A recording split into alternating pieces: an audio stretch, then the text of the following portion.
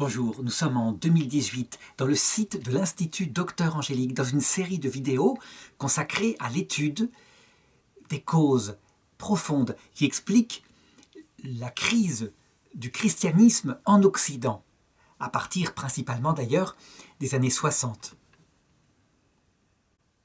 En effet, nous sommes dans les 50 ans de l'anniversaire de mai 68.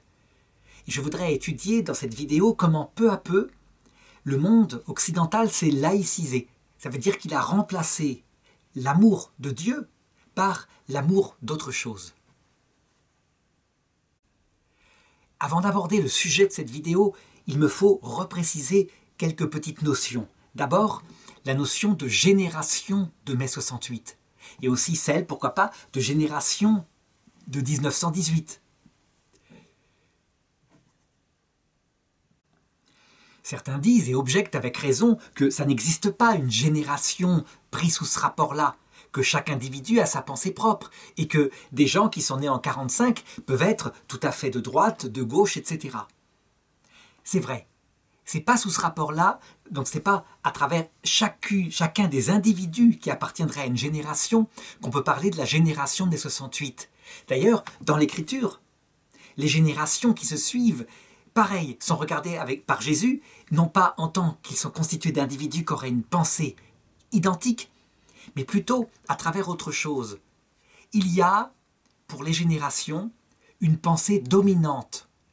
Par exemple, la pensée dominante, la pensée mondaine, le politiquement correct, si on peut dire, en 1918.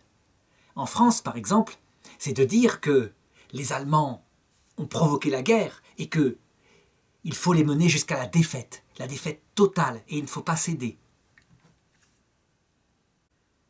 Il y a l'idée du sacrifice, l'idée de la patrie en danger. Si on prend la pensée dominante de mai 68, disons de la génération de mai 68, puisque en mai 68, c'est encore la génération de 14 et de 1939 qui tient les rênes du pouvoir. Mais les jeunes qui font la révolution de mai 68, tous ne sont pas sur les barricades, loin de là. Mais la pensée générale, c'est plutôt la liberté, la jouissance sans entrave. Créer un monde où les frontières disparaissent et où l'horreur des guerres qui a précédé disparaissent au nom de la fraternité humaine, universelle et de la tolérance. Et ça, personne ne peut nier qu'il y a des courants dominants à chaque génération. Et que, d'autre part, celui qui n'entre pas dans ce courant dominant n'aura pas accès, je dirais, à la parole publique, aux médias.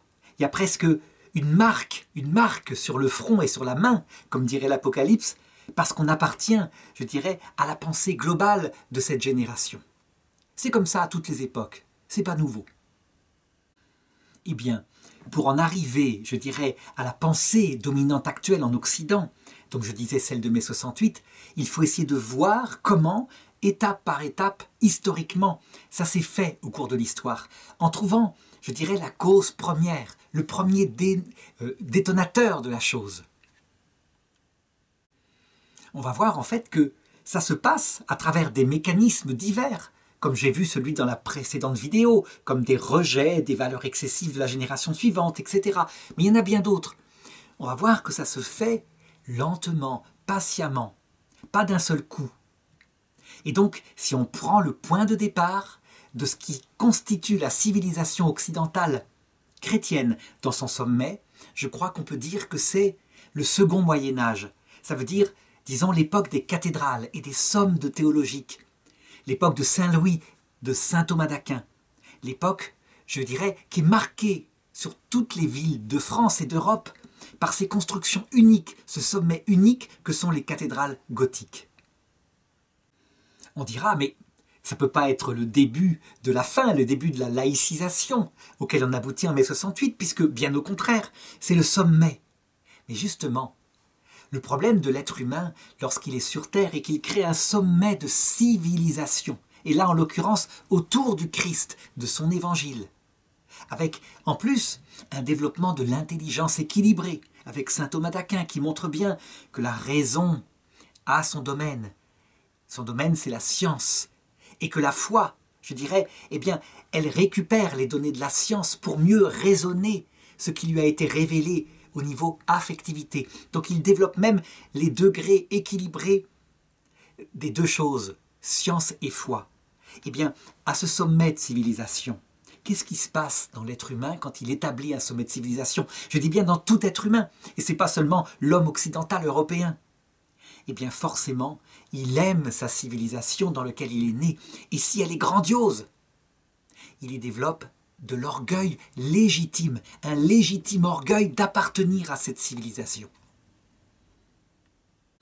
Ce mécanisme-là n'a rien de mauvais, il est simplement naturel. Mais j'ai cité un mot qui est dedans, un mot qui lui pose problème, l'orgueil. L'orgueil. Chaque individu d'ailleurs connaît ça dans sa propre vie.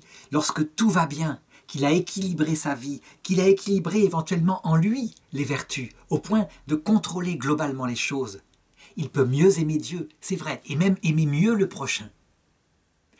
Et qu'est-ce qui sort de cela, insidieusement, sans qu'il le veuille, surtout quand il est parfait? De l'orgueil. Il se dit quelque part dans sa tête, tout doucement, je suis quand même quelqu'un de bien. Et ce petit arbre-là, cette plante vénéneuse, grandit, se développe. En général, dans notre vie personnelle, Dieu, à ce moment-là, permet qu'il y ait une chute, qu'une tentation, qui est toujours en nous, évidemment, s'établisse et qu'on tombe dans le péché. Deux solutions, soit on la camoufle, parce qu'on vit dans l'apparence, soit on s'en confesse, on reconnaît, et du coup, on se reprend. On revient à un amour plus humble, plus modeste, et cet amour ne produit plus d'orgueil. En réalité, l'orgueil va repousser. L'Apocalypse le décrit sous forme de la 7e tête de la bête qu'avait repoussé, et les gens étaient dans l'admiration. C'est l'orgueil, cette 7e tête, les 6 autres étant les 6 autres péchés capitaux. En fait, il n'est pas bon pour l'homme tant qu'il est sur terre, qu'il n'ait pas une écharpe dans sa chair qui lui rappelle qu'il est un pauvre être modeste et fragile. Eh bien, pour les civilisations qui sont faites d'hommes, c'est exactement pareil. Et donc, je dirais au XIIIe siècle à peu près, sommet de la civilisation, là où sont bâties les cathédrales, eh bien, Dieu laisse ici et là des échardes. La guerre est toujours présente, mais elle est calmée. Elle se fait plus qu'entre seigneurs. Il n'y a pas, comme dans l'Antiquité, des peuples entiers qui participent à la guerre. Est-ce que c'est vrai ça? En partie, pas entièrement. Donc des échardes sont là, sans doute pour rappeler à l'homme l'humilité. Mais ça ne marche pas, parce que la civilisation chrétienne est grandiose. Je voudrais donner quelques marques qui manifestent déjà cet orgueil à cette époque-là. Par exemple, le grand roi Saint-Louis en France, qui est de cette époque-là. Il veut une civilisation française chrétienne entièrement, et il y a quelque chose qui gêne, le peuple juif. Or, le peuple juif a été tout le temps placé parmi les nations par Dieu pour être, je dirais, l'orgueil au maître, le mesureur d'orgueil. Pourquoi? Parce que ce peuple est différent, intelligent, il s'obstine à être différent, et il est dispersé parmi les nations. Si bien que quand une nation se prend pour le centre du monde, elle regarde ces gens différents et brillants avec jalousie, fierté, orgueil et donc volonté de les intégrer, de les faire disparaître dans leur identité propre. Saint-Louis va essayer. Alors il ne va pas le faire violemment, il va le faire en les forçant chaque année à suivre un sermon catholique afin qu'ils puissent se convertir. C'est le minimum qu'il demande, mais n'empêche que les choses sont là en germe. Je dirais qu'il doit y avoir ce regard de sagesse sur cette génération, ces générations du Moyen-Âge. Et je dirais la découverte d'un regard de sagesse, ça veut dire un regard tel que sans doute Dieu regarde les hommes et veut les sauver. Et donc, on pourrait dire que ce qui est invisible va se manifester beaucoup plus tard. Mais pour le moment, c'est invisible. En tout cas, Dieu agit comme il le fait habituellement. Par exemple, dans la tour de Babel, c'est décrit dans l'Écriture, quand les hommes construisent une tour de Babel magnifique, eh bien ils divisent les hommes afin qu'ils ne puissent pas atteindre le ciel. Ou quand Salomon, le roi, atteint la plénitude de son pouvoir, le côté brillant de sa civilisation juive, qu'est-ce que fait Dieu alors qu'il développe de l'orgueil et qu'il ne s'en rend même pas compte? Il lui dit, parce que tu as fait cela, je vais t'arracher une partie des tribus d'Israël. Mais je ne le ferai pas de ton vivant par égard pour ton père David, je le ferai juste après ta mort. Je vais diviser ton peuple. Eh bien, la brillante et le sommet de cette civilisation si merveilleuse du deuxième Moyen-Âge va être frappé par des épreuves incroyables, mystérieuses. D'abord des épreuves qui visent à créer l'humilité, comme par exemple la peste noire lorsqu'elle arrive, mais aussi la guerre de 100 ans, etc., qui va laisser l'Europe exsangue. Il n'y a que quoi ici se rappeler qu'on est faible, qu'on est des pauvres humains. Mais l'orgueil est plus fort. Et l'orgueil va produire son fruit, un fruit que les chrétiens de cette époque-là ne voient pas, mais qui va se manifester quand Dieu va décider, parce que lui, il voit bien les choses, il voit les âmes qui se perdent, il va décider de diviser son Église. Il va y avoir plusieurs tentatives qui ne vont pas marcher, parce que l'Église va réagir avec une certaine dureté, jusqu'à la tentative qui va marcher. C'est Martin Luther.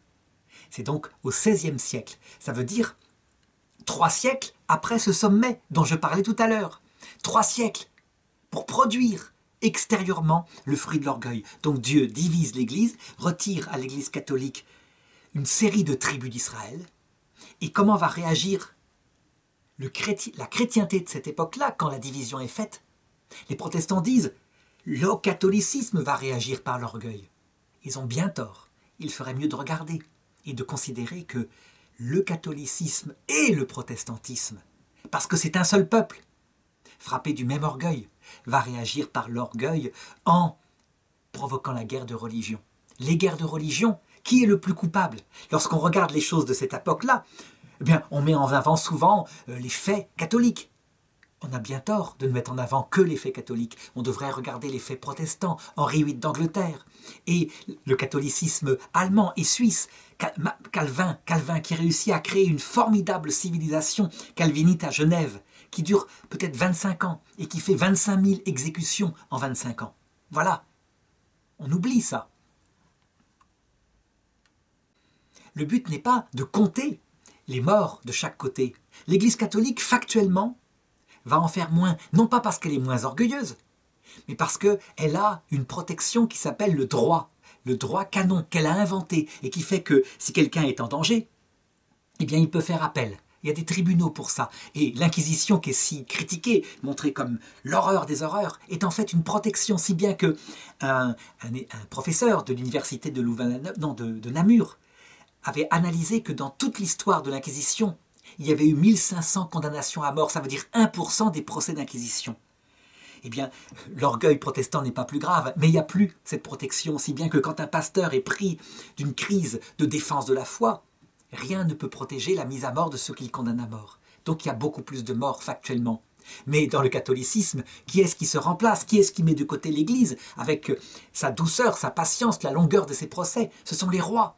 Et donc le roi Henri IV, roi aimé des Français, lorsqu'il décide de brûler les sorcières, eh bien, il fait des morts en quantité, parce que lui, il est superstitieux. Et il trouve que l'Église, elle est bien laxiste par rapport à cette horreur-là. Donc, il faudrait repenser toute cette histoire-là, qui est orgueil contre orgueil, avec, hélas, je dirais, des légendes principalement qui frappent l'Église mère, parce qu'elle est la plus instituée, la plus centrale, mais qui en réalité devrait regarder les fruits, 3 siècles plus tard, de la brillante civilisation du deuxième Moyen-Âge. Donc ça, ce qu'on ne voyait pas, apparaît à l'époque des guerres de religion. Et c'est un traumatisme dans l'Église, parce qu'on constate que pour Dieu, soi-disant, en fait, pour la civilisation chrétienne qu'on estime la vraie, parce que ce n'est pas Dieu qui est aimé, la charité s'est refroidie, et on ne s'en rend pas compte. On croit se battre pour Dieu, on se bat pour la civilisation chrétienne. Où est la source? Eh bien, le deuxième Moyen-Âge. On a construit les cathédrales pour Dieu, et c'est tellement beau qu'on a aimé, non pas Dieu, mais la civilisation chrétienne. C'est le propre de l'homme, je le disais. Et donc le fruit est là. En fait, ce mécanisme est décrit par Jésus. Il est annoncé prophétiquement en Matthieu 24, 12. Par suite de l'iniquité croissante, l'amour se refroidira chez le grand nombre. L'amour se refroidit chez le grand nombre pendant les guerres de religion? Bien sûr que oui. En fait, on se bat pour sa civilisation et non pas pour amour de Dieu. Et l'iniquité est-elle croissante? Bien sûr que oui, mais elle ne se voyait pas. C'est le fameux orgueil civilisationnel.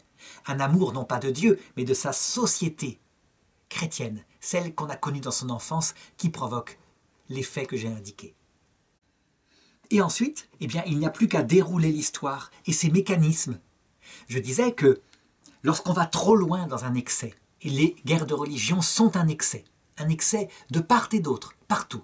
Lorsqu'on va trop loin et qu'on se met à être violent au nom d'une idée qui devrait être l'humilité et l'amour, mais qui n'est plus ça, eh bien la nature se venge. Elle n'aime pas l'excès d'un côté ou de l'autre, que ce soit l'excès de vertu et de rigorisme, à travers la défense soi-disant de sa religion, mais que ce soit l'excès de laxisme et de décadence non plus. Elle n'aime pas la nature. La nature, elle est dans un juste milieu. Elle a besoin de repères, elle a besoin de liberté spontanée pour s'épanouir. Elle n'est donc ni de droite ni de gauche, elle n'est pas non plus au centre, elle est faite de forces qui se complètent et s'harmonisent. Je l'avais vu dans la précédente vidéo. Eh bien, qu'est-ce qui va se passer en réaction à ce XVIe siècle qui va marquer les âmes parce que il fait moins de morts que les autres siècles, mais c'est des morts au nom de Dieu. Et un mort tué au nom de Dieu par des hommes de Dieu équivaut à 1000 morts tués au nom d'autre chose que Dieu. Je veux dire par là que, quasiment, quand on demande aux gens actuellement occidentaux quelle est la force qui a fait le plus de morts dans l'histoire, ils répondent « la religion ». C'est factuellement faux. C'est pas la religion, c'est la politique. Et ça se voit, ne serait-ce qu'avec le XXe siècle. Et par exemple l'idéologie communiste, l'idéologie nazie, le nationalisme qui font quelque chose comme, je ne sais pas, 200 millions de morts. Alors on dira, mais il y avait plus de population, mais quand même, en proportion. C'est effroyable. Napoléon, lui-même, c'est la politique. Les guerres de l'Antiquité, au nom de la politique, font des morts bien plus que les guerres de religion. Mais psychologiquement, c'est l'inverse. Un mort au nom de Dieu traumatise 1000 fois plus que un mort au nom de la conquête d'une terre. De même, un prêtre pédophile, au XXe siècle, a plus d'impact que 10 000 pères de famille qui le sont. Au niveau médiatique, c'est comme ça, parce que le scandale est beaucoup plus grand. Voilà. Il ne faut pas confondre donc l'objectivité du nombre de morts et la subjectivité de ce qui est ressenti. Toujours est-il que les guerres de religion vont être senties profondément et vont provoquer une réaction normale, la réaction qui est le rejet de la religion.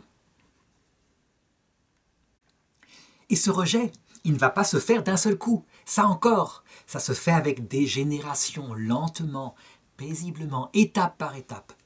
Le premier rejet, ce qu'on rejette dans la religion en premier, c'est le dogme, le dogmatisme, parce que c'est au nom du dogme proclamé qu'on s'est massacré. Et donc, il apparaît, je le donne comme signe, parce qu'il ne faut pas y voir la cause. Je suis tout à fait contre les théories du complot, mais comme signe, c'est intéressant. Parce que c'est ce qui se passe aussi dans les cœurs. Il apparaît une première franc-maçonnerie qui est catholique profondément.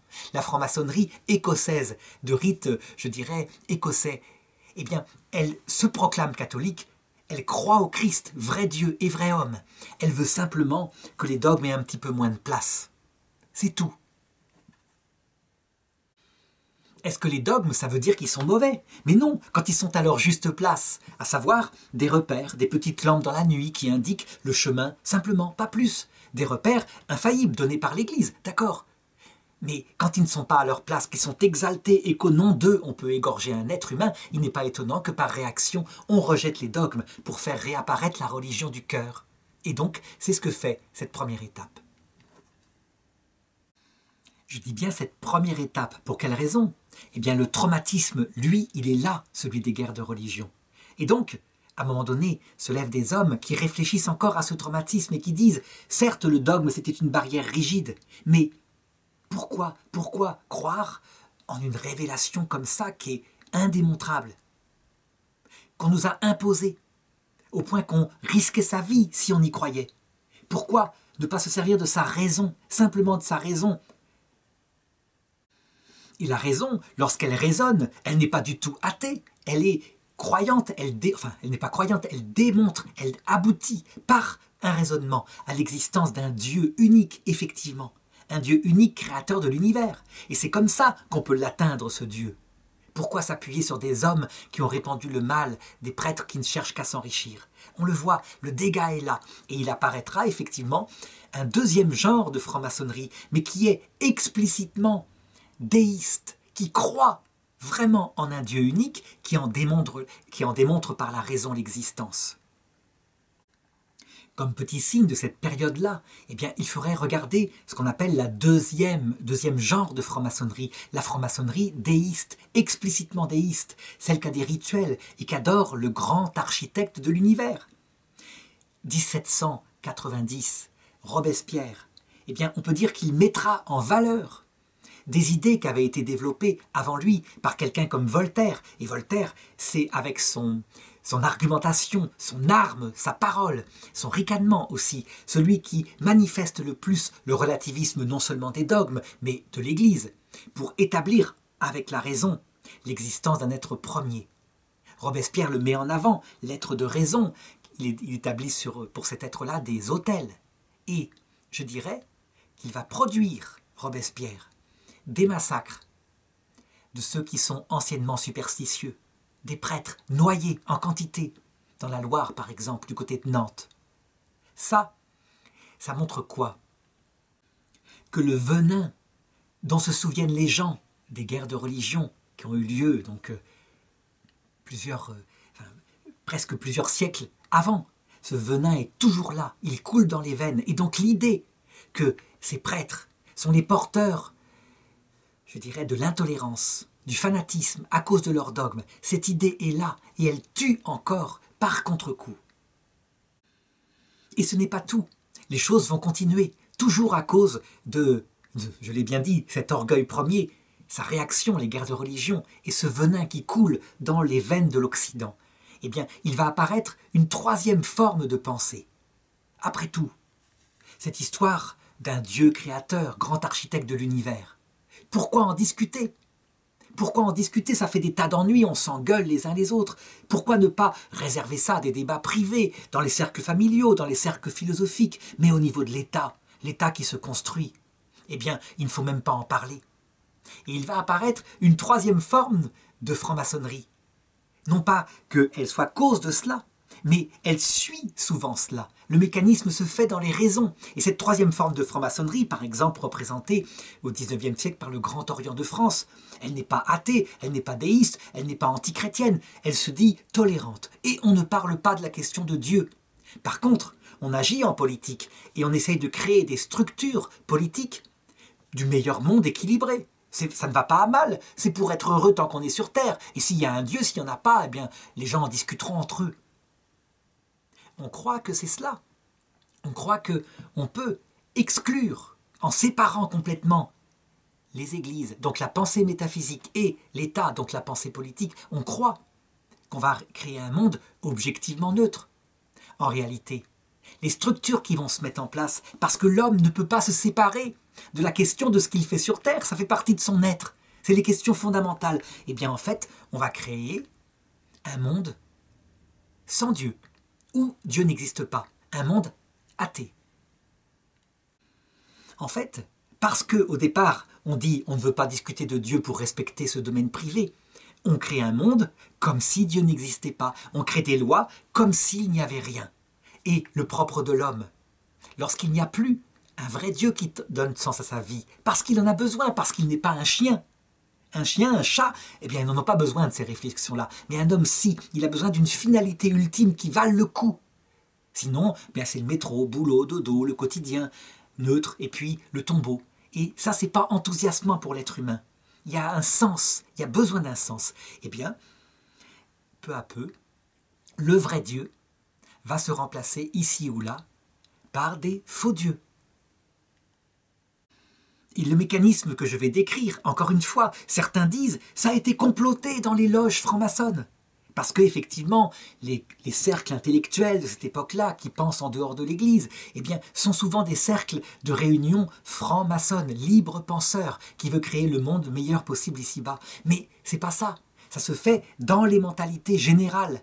D'abord des gens, je dirais, instruits. Et puis peu à peu, ça se répand dans le peuple. Je dirais que la franc-maçonnerie, elle, quand on regarde historiquement ce qu'elle a fait, eh bien, elle suit les idées du temps et elle les défend. Quelquefois, elle les précède, quelquefois, elle est après. Et je vais le prouver, parce que, en fait, c'est quoi les idoles en question? Bien, Saint Jean, lui, il a un petit texte où il l'explique. C'est dans 1 Jean chapitre 2 verset 16. Tout ce qui est dans le monde, la convoitise de la chair, la convoitise des yeux et l'orgueil de la richesse vient non pas de Dieu le Père, mais du monde. En fait, dans une civilisation développée, on ne va pas reprendre comme idole des statues ou des espèces de dieux du néolithique, non. Des idoles bien plus profondes, des idées avec leur réalisation, des idées qui produisent des fruits concrets. À savoir quoi? Dans l'ordre, l'argent, puis la gloire, puis le plaisir. Et c'est ce que je vais décrire maintenant. Mais d'abord, je fais remarquer que j'ai mis dans l'ordre inverse du texte de Saint Jean. Saint Jean, lui, il met en premier le plaisir, puis la gloire, puis l'argent. Pourquoi? Parce que Saint Jean, lui, regarde du côté de ce qui est le plus important, ce qui va aboutir au terme, c'est le plaisir. L'homme vit pour du plaisir. Il trouve le sens, quand il ne croit pas en Dieu, quand il a du plaisir à vivre encore sur terre. Tandis que dans l'ordre des moyens qui sont mis en œuvre historiquement, c'est l'ordre inverse. D'abord l'argent parce qu'il donne le pouvoir d'avoir du plaisir. Et donc, on va voir se mettre en marche à partir des années, disons, 1830, par là, le début de la révolution industrielle, l'idée que l'argent va rendre heureux l'humanité. L'argent qui va se multiplier à travers les progrès de la technique va peu à peu couler non seulement sur les riches, mais peu à peu par infusion sur les pauvres et sur le peuple, pour rendre tout le monde riche. L'idée n'est pas mauvaise en soi, mais l'idée, quand elle est mise en place à cette époque-là, elle est mise en place sans connaître du tout les mécanismes de l'économie. On ne les connaît pas. Et donc, on laisse faire, sans qu'il n'y ait aucun obstacle, les lois du marché. Si quelqu'un crée une entreprise, alors il embauche parce qu'il en a besoin au tarif qu'il veut. Et si 1000 ouvriers venant des campagnes se présentent pour travailler dans son entreprise, eh bien, il peut à la rigueur les payer juste de quoi ne pas mourir de faim. Parce que s'il y en a un qui râle, comme le droit de grève est interdit, le but étant de développer l'argent, eh bien, on en prendra parmi ces 1000 collègues qui, eux, sont au chômage. Voilà comment va se développer la première idole, celle qu'on appelle le capitalisme pur, qui est décrite par exemple dans un roman comme Germinal de Zola. Un capitalisme uniquement livré aux lois de l'argent, donc les lois de l'offre et de la demande. Pourquoi puis-je qualifier cela d'une idole, d'un nouveau Dieu? Parce que cette idole, elle va dévorer des peuples, elle va dévorer des pauvres familles misérables, qui vont être à un moment donné, puisqu'il n'y a aucune protection sociale, rien qui est établi, travailler 7 jours par semaine, je dirais 14 heures par jour, éventuellement pour un salaire de misère, et les enfants aussi. Et je dirais, il faudra que l'Église, par son côté social, demande à ce que le dimanche soit respecté, des patrons chrétiens, pour que peu à peu ça se modère. Mais véritablement, il y a une loi de l'exploitation par les lois de l'argent. Qu'est-ce qui se passe quand ça se passe comme ça?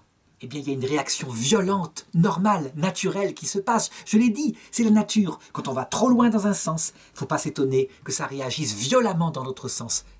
Et donc, va apparaître dans l'envie, dans la haine, une idéologie, une autre idole qui dit que les riches ne sont pas des hommes, mais des exploiteurs purement de l'homme, et qu'il faut leur arracher les instruments de production pour les donner à tout le monde, pour que le bonheur humain se fasse. La franc-maçonnerie n'y est pour rien là-dedans. C'est simplement ceux qui pensent, qui sont scandalisés parce que vivent les ouvriers, et qui sont souvent des étudiants, des gens intellectuels. Karl Marx, c'est pas du tout un franc-maçon, mais véritablement, il va répandre, en s'appuyant sur cette injustice qui crie son injustice, qui crie vers Dieu le sang des pauvres. Il va répandre son idéologie autour de l'envie, du péché capital d'envie, et ça va donner le communisme, qui va essayer de s'imposer au XXe siècle, et qui va donner 100 millions de morts. 100 millions de morts autour d'une idole, l'argent, mais pensez autrement, un argent partagé si on veut, mais surtout pas le vrai Dieu. On peut dire que, à cette époque-là, après la Révolution française, quand le vrai Dieu est arraché des systèmes de la pensée politique, eh bien, on cherche quelque chose pour le remplacer, mais dans tous les sens. Et l'humanité occidentale est comme un arbre secoué par une tempête, à droite, à gauche, et dont les fruits, les figues, tombent sur la terre, tordues, tandis que l'arbre est tordu par le vent. Parce qu'il va y avoir une deuxième tentative. Je l'ai dit, c'est la gloire. La gloire, est-ce que ce n'est pas quelque chose qui peut remplacer, qui peut donner un but à la vie humaine, puisque les gens n'ont plus le vrai Dieu, celui de l'amour et de l'humilité, celui qui attend dans l'autre monde. La gloire, elle va s'incarner autour d'une idole particulière qui s'appelle la patrie, l'amour de sa patrie, qui est un amour très bon, mais qui là va devenir véritablement un Moloch. Ma patrie, l'Occident, mais les nations de l'Occident sont ce qu'il y a de plus grand que la vie humaine elle-même, plus grand que tout. Et je dirais, autour des guerres napoléoniennes, puis, je dirais, à la fin du XIXe siècle, dans les écoles, on va répandre de plus en plus partout ce culte de la patrie. Et, je dirais, les écoles catholiques n'y échappent pas, c'est un courant générationnel. Seulement, quand on exalte trop l'orgueil, la fierté d'être de telle patrie, et que d'autres patries le font, eh bien, il ne faut pas s'étonner qu'un jour, au nom de cet orgueil, cette fierté, on se prenne à la gorge. La preuve, je dirais, que c'est bien l'orgueil qui était là, dans cette deuxième partie du XIXe siècle, autour du nationalisme, et puis de la race éventuellement avec Adolf Hitler, donc au XXe siècle. Je l'ai dit, l'orgueillomètre, ce qui révèle la présence de l'orgueil, c'est la haine des Juifs. Et donc, il se passe la même chose. Puisque ma nation, la France, par exemple, ou l'Allemagne, est la plus grande des nations, et qu'il y a chez moi des gens brillants, plutôt instruits, qui tiennent les banques, l'art, les médecines, etc., et qui ne sont pas de mon peuple, eh bien je les déteste. Voilà ce qui va se passer. C'est normal. Quand on est sûr d'être la plus grande des nations, tout ce qui est un élément un peu différent, un peu étranger, on se met à le détester. Voilà le rôle, bien malgré lui, malheureusement, bien malgré lui, en tout cas, du peuple juif, qui, je dirais, sans le vouloir, indique quand un peuple est pris d'orgueil. Eh bien cet orgueil, il va produire ses fruits. C'est un orgueil politique en l'occurrence là, mais il produit des fruits comme tout orgueil qui s'appelle la guerre. Certains disent c'est la nation qui produit la guerre, d'autres c'est la religion. Non, c'est l'orgueil. Quand il se met dans n'importe quoi, quand on croit qu'on est le meilleur. Et ça va s'achever donc dans la Première Guerre mondiale, la guerre 14, où toutes les illusions de cette civilisation si grandiose se terminent dans la boue des tranchées de Verdun, véritablement. Fini la gloire empanachée des beaux uniformes.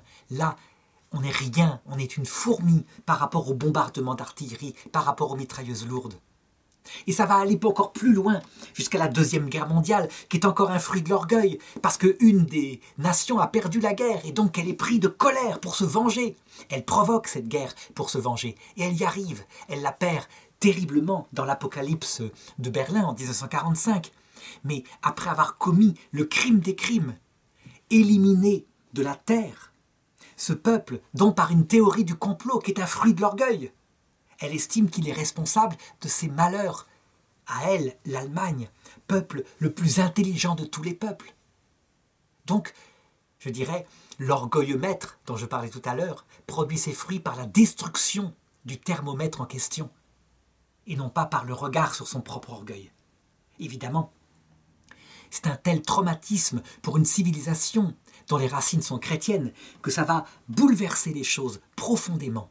On sort de là comme ébahi de ces deux guerres mondiales qui durent donc de 1914 à 1945, donc sur un espace de 40 ans. Et on peut se dire que cette fois, eh bien, les choses vont provoquer une réflexion salutaire et qu'on va se séparer profondément de ces idoles-là. Ça va marcher, on va se séparer de ces idoles-là, effectivement. Mais pour retomber, non pas dans l'amour d'un vrai Dieu, mort pour nous sur la croix, et qui nous prépare par cette vie qui est un purgatoire à l'autre monde, mais en se donnant une troisième forme d'idole qui vient de ce monde, qui s'appelle le plaisir. Le plaisir. Ça commence par la société de consommation dans les années 50, par réaction aux deux guerres mondiales où il y a eu tellement de pauvreté, parce que tout l'argent a été mis sur les armements. Et donc la consommation, qui est comme la gourmandise, un péché qui ne provoque pas de mal, mais on consomme, on consomme. Et puis, 20 ans plus tard, quand ceux qui sont nés à la fin de la Seconde Guerre mondiale arrivent dans leur jeunesse, eh bien, ils vont réagir avec une violence qui est névrotique, par réaction à ce qui s'est passé, en prenant les valeurs inverses des deux guerres mondiales, mais totalement inverses. La gloire, on n'en veut plus, on n'en a plus rien à faire. Voilà ce qu'elle a provoqué, cette gloire, cet amour de la patrie et tout ça. Valeurs à rejeter, valeurs fascistes. L'autorité, l'honneur, le dépassement de soi, on n'en veut plus. Ce qu'on veut, c'est profiter de la vie. Tant qu'il y a la jeunesse, c'est ça qui donnera la paix. Jouissons sans entrave.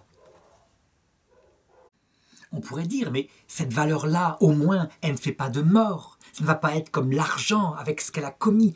Ça ne va pas être comme, je dirais, la gloire. Et ces 100 millions de morts dans les guerres mondiales. On se trompe, on se trompe.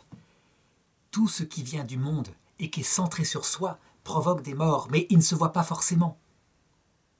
Ce qui est certain, c'est que, au cours de ce grand ébranlement des idéologies athées, des idoles, je parlais des idoles, en fait ce sont les idéologies athées, matérialistes, eh bien, il va y avoir, dans un regard catholique, la présence de grands prophètes qui à chaque fois seront là pour indiquer les choses. Et donc, les prophètes en question, je pense qu'on peut les citer, ce sont les papes, qui vont être présents à chaque idéologie et à chaque période. Pour ce qui est, par exemple, de l'idole de l'argent, la première qui s'est développée, je crois que le pape a signalé le plus profondément, c'est le pape Léon XIII, dans son encyclique Rerum Novarum. C'est lui qui dit « Nous pouvons sortir de cet esclavage du prolétariat, nous pouvons en sortir, mais pas en se passant de Dieu. Si nous nous passons de Dieu, nous pourrons trouver des techniques pour sortir de l'esclavage des lois de l'argent, ce prolétariat, mais nous ne donnerons pas un sens profond à la vie. » Donc il le dit, il faut retrouver Dieu, le vrai Dieu d'abord, et ensuite utiliser des techniques qui sont faciles, à savoir mettre des contre-forces à cette force puissante qui est celle de l'argent, qui produit de l'argent, qui est comme un torrent sauvage. Il faut équilibrer cela par le syndicat, les syndicats d'ouvriers, qui quand il y a abus de la puissance sauvage de l'argent, peuvent bloquer l'argent, la mettre dans des, je dirais, par une réaction, par une force de réaction, dans quelque chose de plus humain.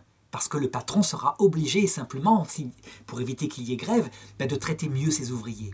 Et il faut une troisième force qui crée des digues, qui oriente cette énergie provoquée par ces deux forces opposées, à savoir l'État, les lois de l'État, les lois sociales de l'État. Mais il le dit, attention, on le fera cela. Et effectivement, les générations suivantes l'ont fait. Mais si on se passe de Dieu, ça ne donnera pas le sens à la vie humaine.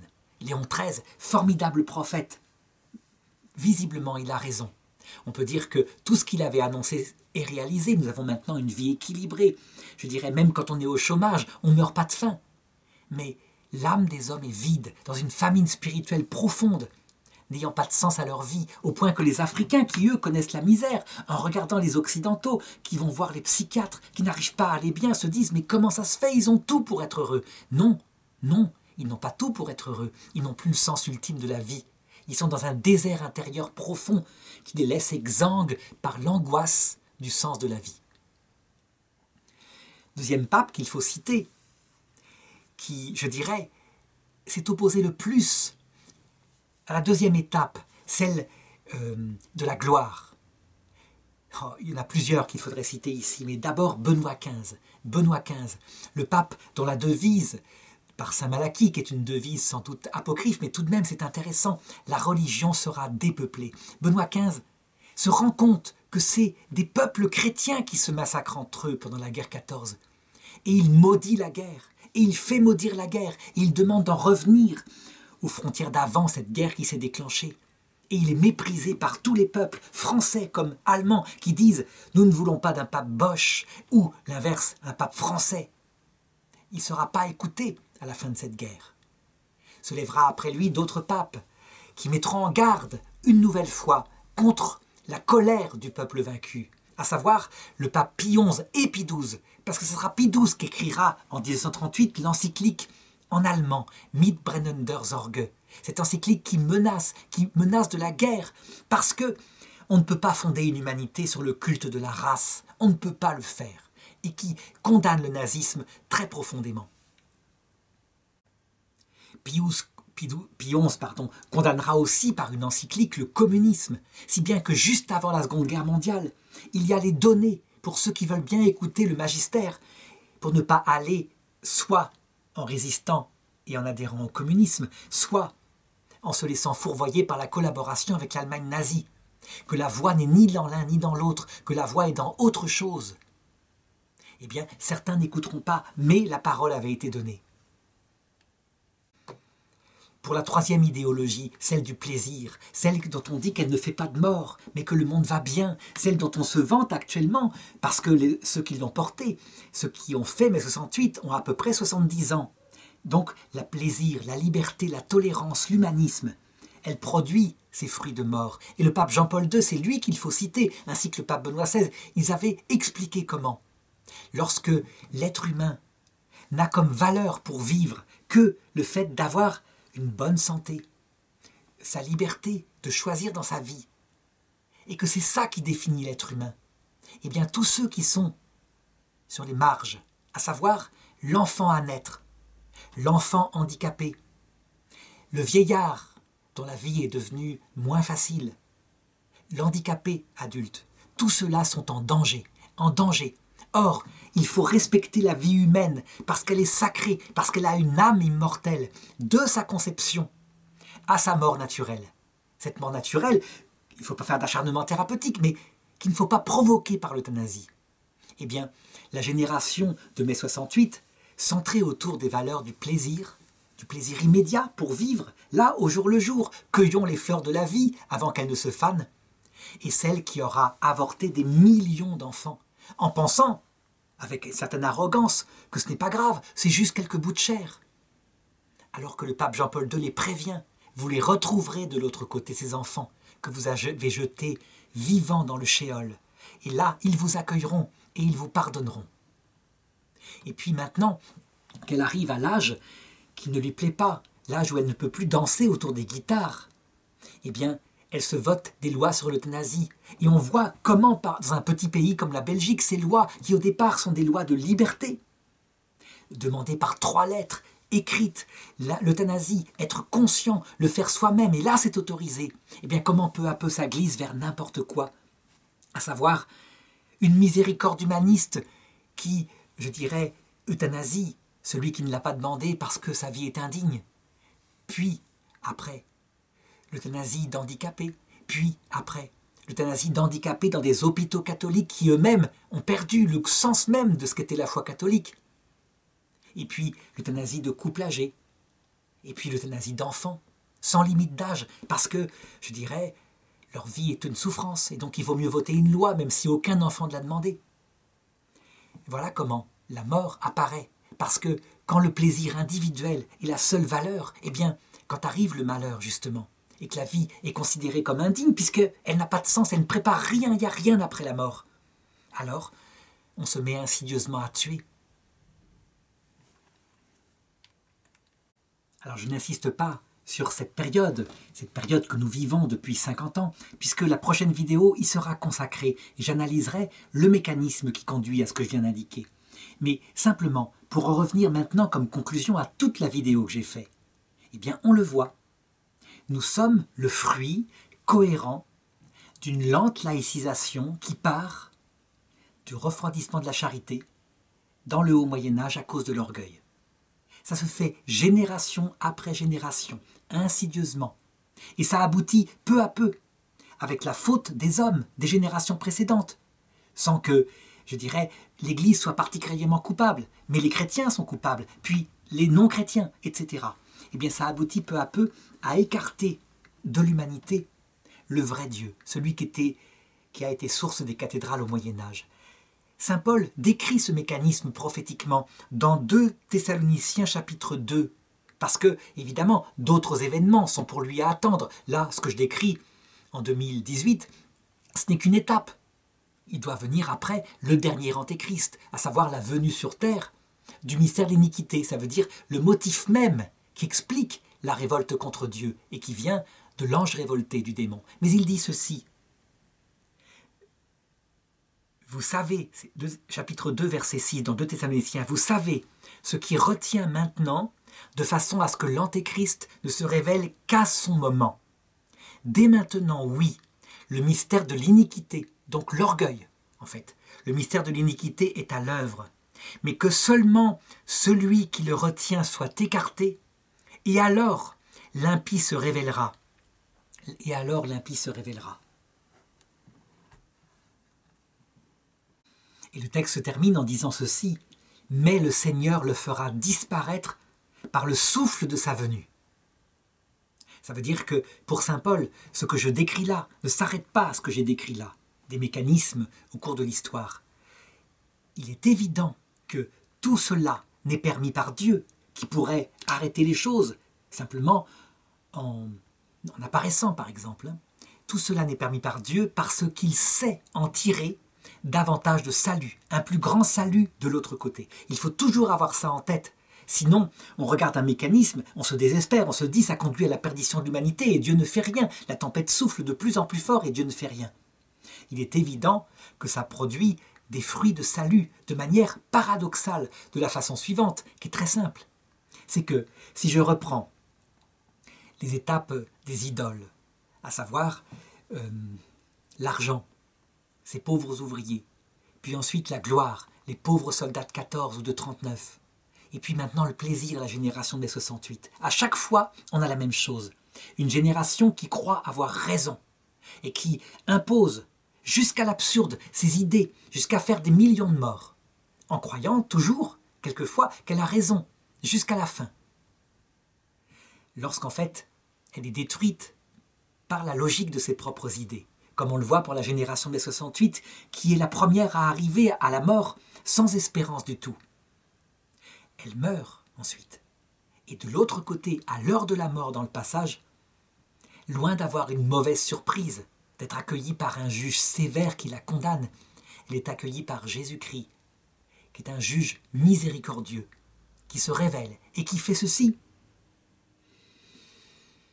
Dieu a soumis l'homme à la désobéissance afin de faire à tout homme miséricorde. Ça veut dire qu'il révèle à ces hommes-là que, en fait, il y a un pardon possible dans le passage de la mort, un pardon réel, et que les bêtises qu'ils ont faites, s'ils acceptent le pardon, les conduira par repentir à l'aimer davantage, à aller plus loin, plus haut dans le paradis, après un temps de purification, évidemment, parce que ce n'est pas le paradis tout de suite, hein, il y a d'autres étapes de purification.